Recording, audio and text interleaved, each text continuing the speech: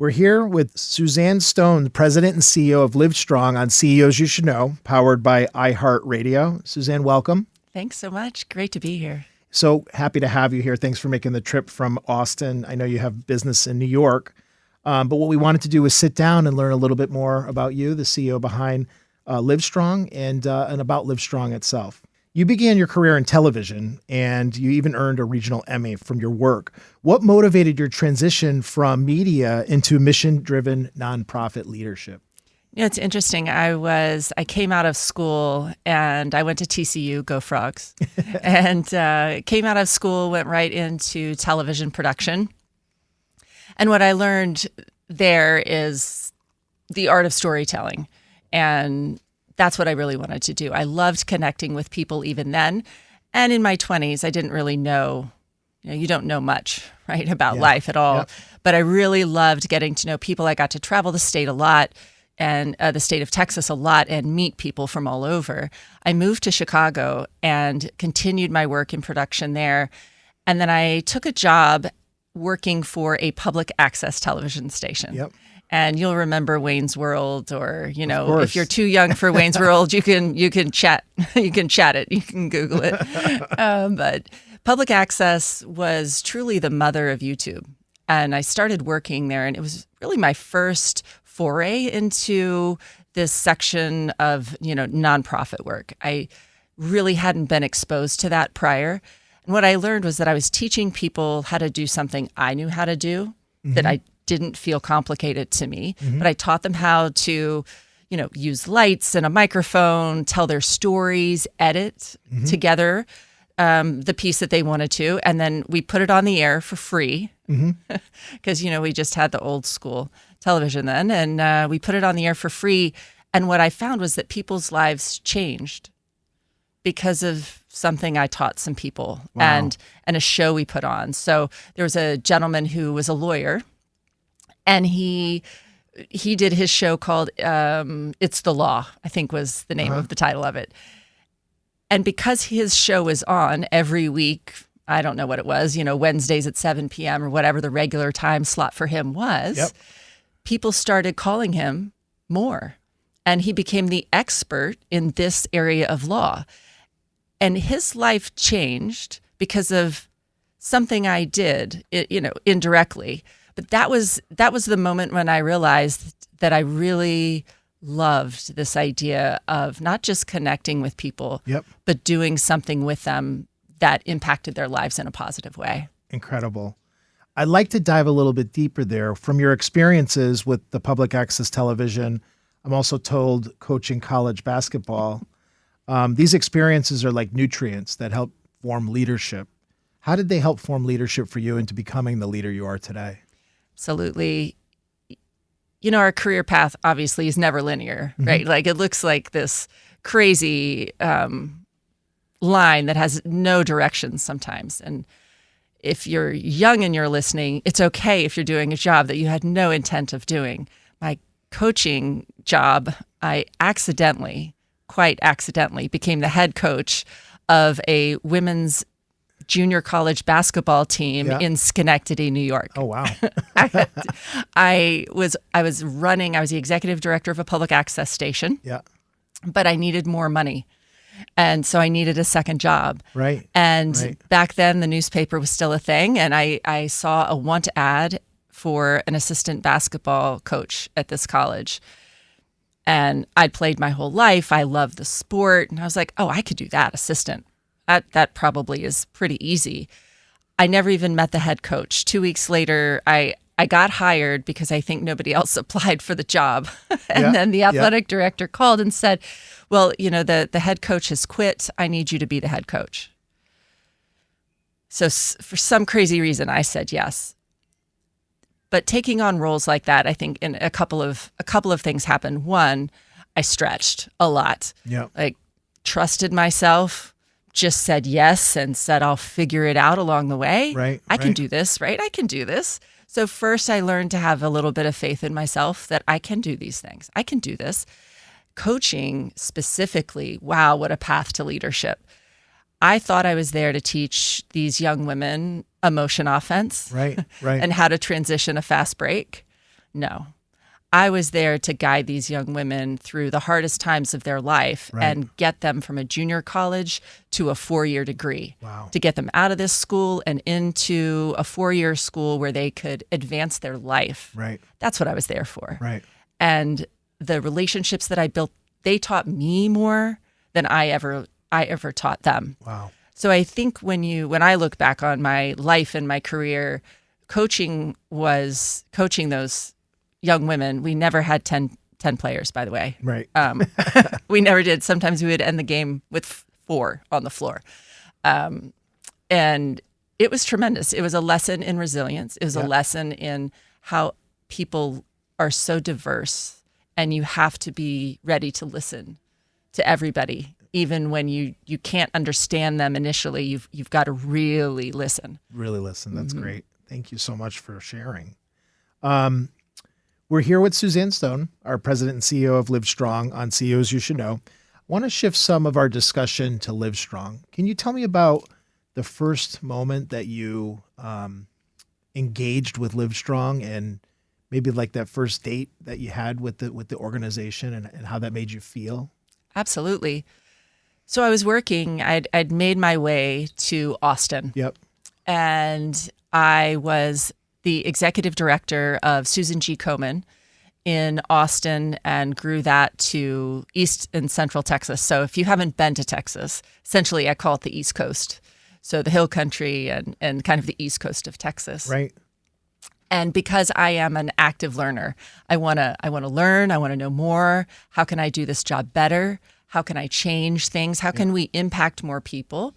I did everything I needed to do to get to know the CEO of Livestrong at the time, because we were proximate. So Livestrong was started in Austin. I was living in Austin. It was pretty easy for me to eventually be in the same room with him. So I got to know him, kind of made him have lunch with me about every quarter. Yeah. And he picked up the phone one day and called me. I remember exactly where I was. I was in my apartment, and he said, "Suzanne, I need somebody to come in and really be my number 2. I need somebody to come in and evaluate our mission programs. I really want to look at strategy and say, how can we move this organization forward? And I think you're the right person to do it." Wow. How did that make you feel? It made me feel amazing. Like, I'm sorry, me? Did you call the right person? It was really great. So I joined Livestrong in 2019, right pre-pandemic. Yeah. Had the opportunity. It was a great opportunity for me to come into an organization like Livestrong and deeply understand the mission work that we were doing. It was 4 years working there in that role before he retired. And the board decided to do that big search, which they always should, and they did that. Yep.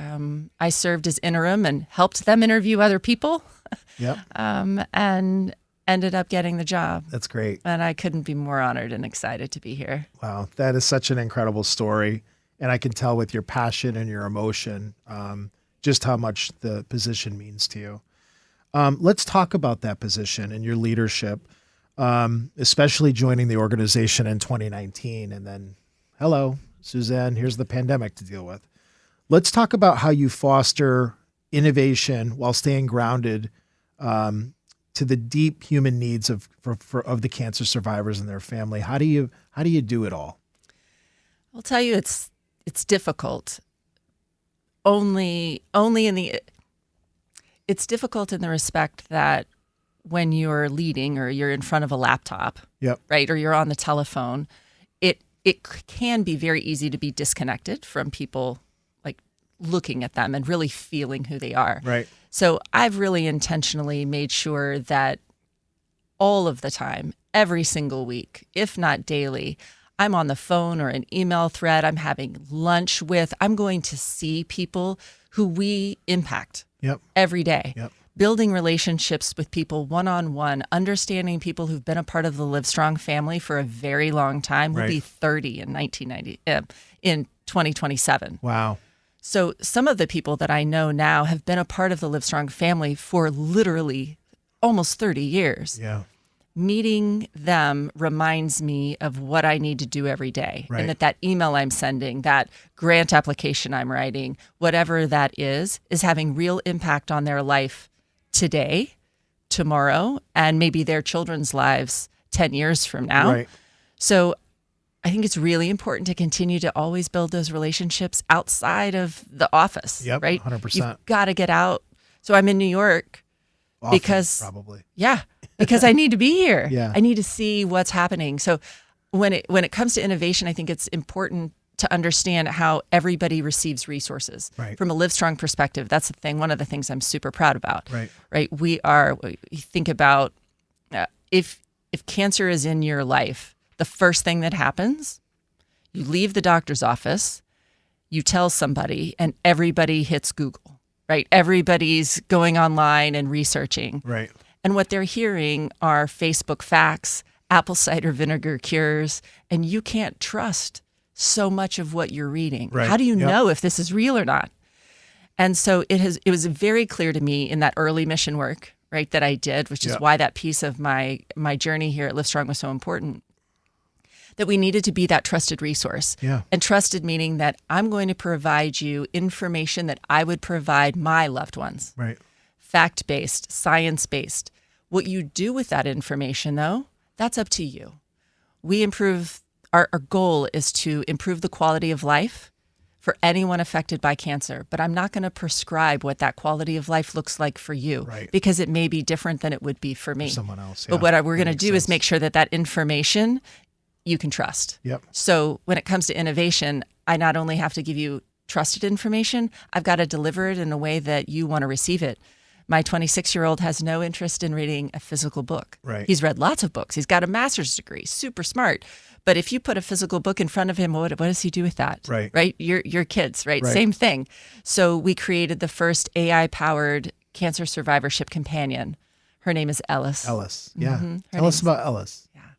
Ellis is great. So the first question I always get is, why Ellis? So Livestrong, LS, and then just say it. Yeah. Ellis. Yeah. Our one of our tech team actually came up with that name. But I built Ellis as that innovative first step of saying we have to be there no matter where the person is, and be ready to interact with people the way they're interacting with information today and tomorrow. Right. We can't wait. We can't. I'm going to mail you a guidebook. And so that takes how long? Yeah. Well, you got diagnosed yesterday.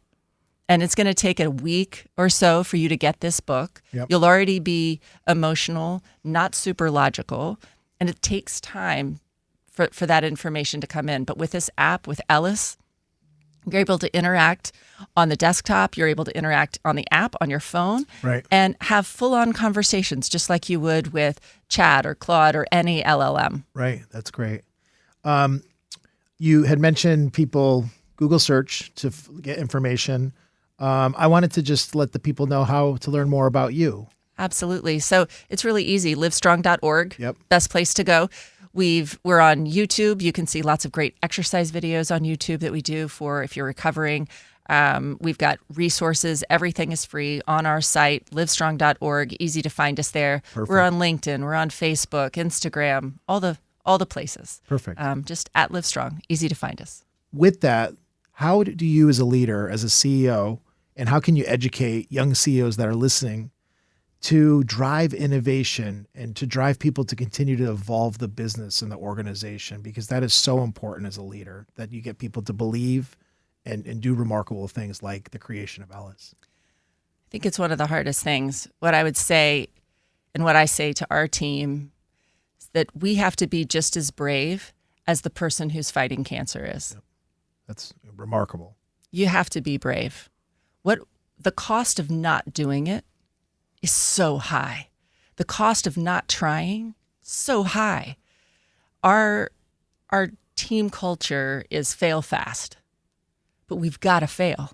Yeah. Because you never get to yes without collecting the no's. Yeah. You never get to success without failure. Yeah. So really, my advice would be adopt that entrepreneurial mindset that we see. In the social impact space, we don't do that enough. Put on that entrepreneurial hat. What would what would you do if you were developing a widget? Yep. You would try, it would fail. Okay, the world didn't end. Right. Right. Try again, improve again. And so you have to be brave. It's not always easy. Nobody wants to fail. Everybody wants to say that they got it right the first time, but that's just not the case. It's right. never going to happen. Yep. So it's okay. It goes back to those early lessons that I learned. Yeah, that's amazing. You can do this. One of my son's hockey coaches made a comment to my son that I use with my leadership with my team is similar to what you're saying, Suzanne. He said, Jackson, I'm okay with you making mistakes, but let's start making new ones. Meaning you've learned and you've moved on from that moment, and now you're trying something new and something innovative. Absolutely. If you use, as long as you are looking at the problem beforehand, Yep. coming up with a solution, and then really evaluating. Right now, our team is in the middle of a 30-day sprint. Yeah. And every 5 days we're evaluating, did this work? Yep. Where is the trajectory the direction that we need it to be? Yep. And if so, let's keep doing that. But if it's not, then we need to pivot. Yep. So pivot quickly. Thanks for everyone tuning into CEOs You Should Know, powered by iHeartRadio. I want to talk about 3 decades. I mean, 30 years to be in an organization and to be there helping cancer patients and their support teams, their families. What's changed with the mission from maybe when you started in 2019 to the direction that you're going as you enter your 30th anniversary, or as the mission stayed the same? Our mission has primarily stayed the same since the very beginning, since 1997. It's evolved the way that the world has evolved. Yep. So it has always been patient-centered care. How do we ensure that people who are experiencing cancer, and that's not just the patient, Yep. right? But it's survivorship. Livestrong created what is now called survivorship in cancer care. That word didn't exist before 1997 happened. Today, there are patient navigators, thanks to in a large part of what the organization did back then. There are patient navigators in every oncology office. So we don't need to do that. Right. We used to have to do that, but we don't need to duplicate services. Right. So the way that the organization has evolved is we've actually worked on putting ourselves out of business in certain areas of the mission. Yep. But until the last person who has experienced cancer passes away, the mission will continue. Even if they found a cure today, like right now, we walk out of the studio, the news of the day, breaking headlines, there's a cure for cancer. The fact is we've got 18 million people living in the United States today who've already had cancer. Yep. They've already gone through treatment. Their physical bodies, their emotional minds will never be the same. And their ecosystems will never be the same either. Yep. So there are still all of those people that we'll need to serve. Yep.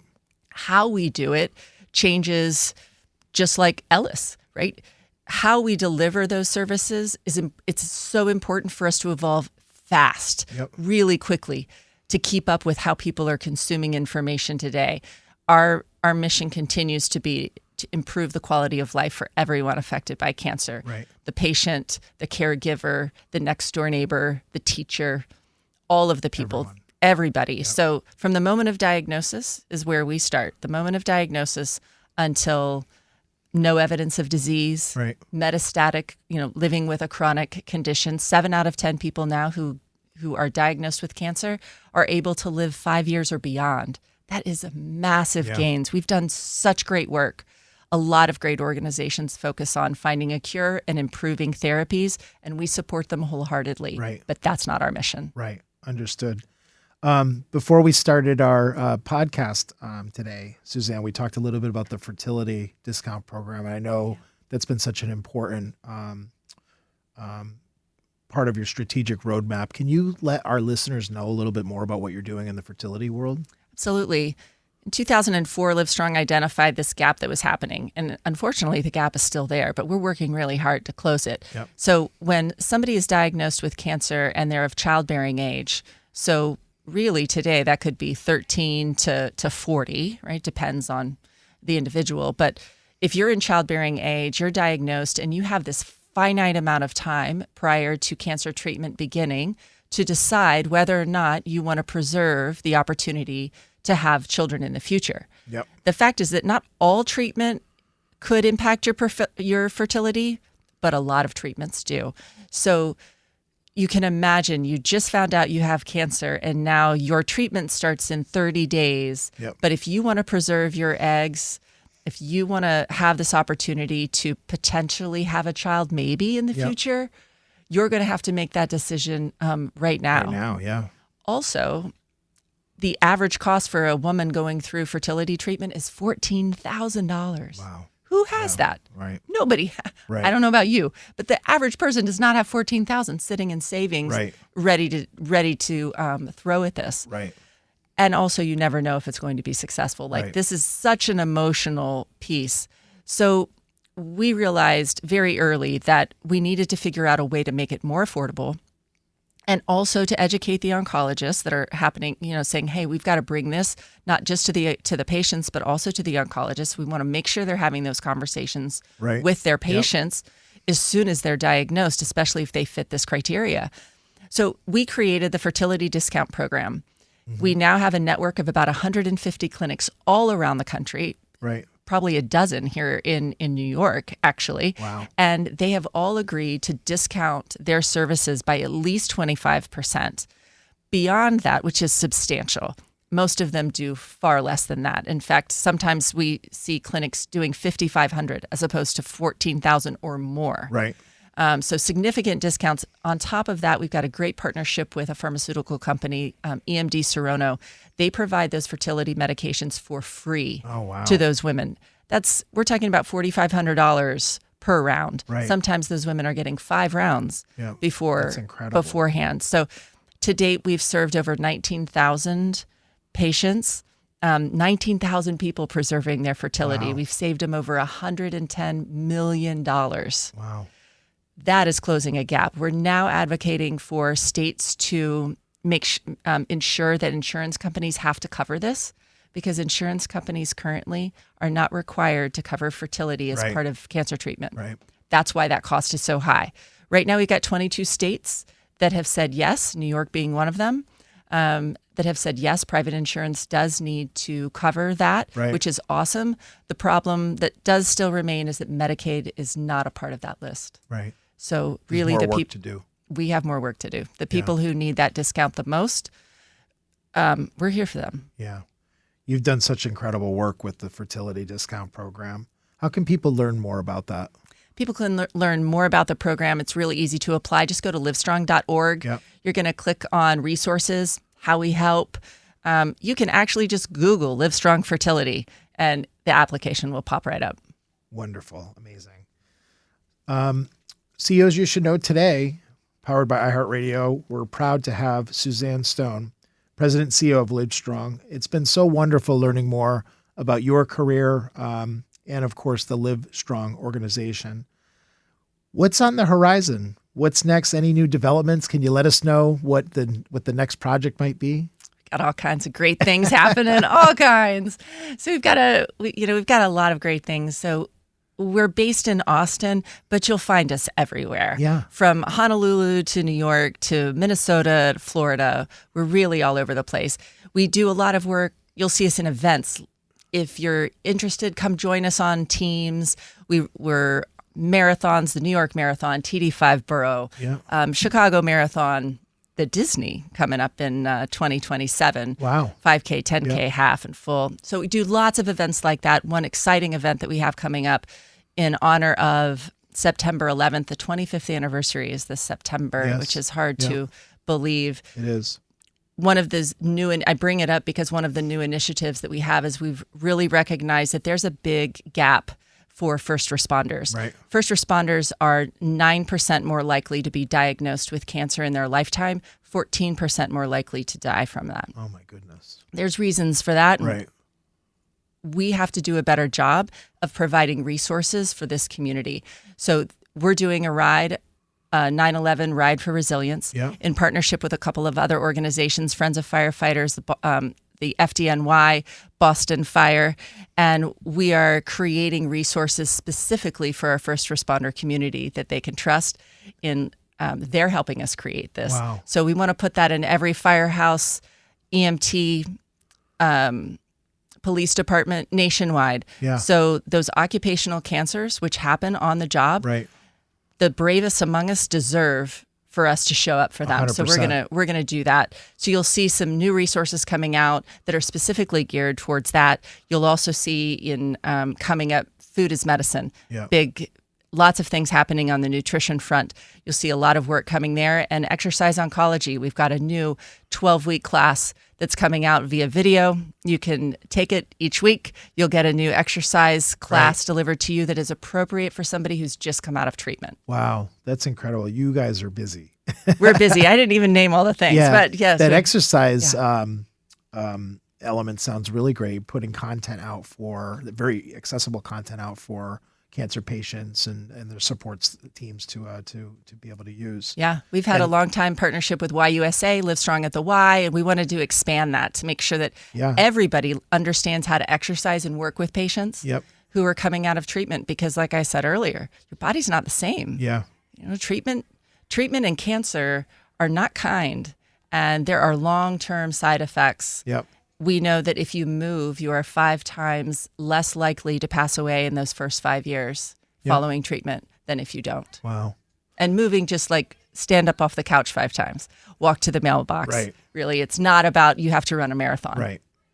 And talking about the first responders and the work you've done there, it sounds like you're just getting started, like you're in the first inning.